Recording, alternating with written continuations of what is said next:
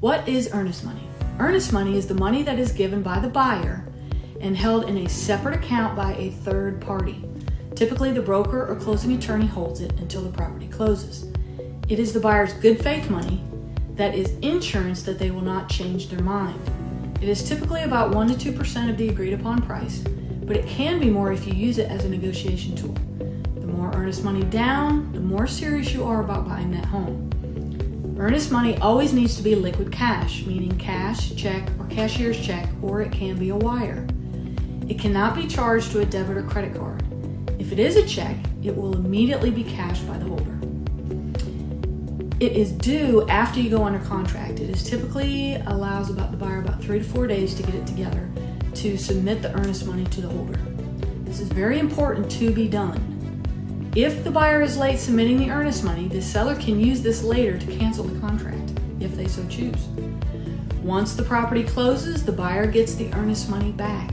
It is typically applied to the closing costs or distributed however the buyer prefers. Now, a buyer can forfeit or lose their earnest money to the seller for some of the following reasons. A buyer cancels the contract after due diligence period. The only reason a buyer can then get the earnest money back is if the lender denies the buyer for a loan. The buyer's financing falls through and it is not the fault of the financial institution. For example, the buyer goes out and buys a new car before closing and that busts the closing, messes up the lender, they can't get their earnest money back. So as a buyer, you can get the earnest money back for any reason during due diligence.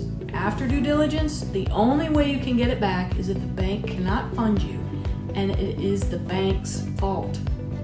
The reason why earnest money is important to the seller is this is payment for losing valuable days off the market should the buyer back out after due diligence.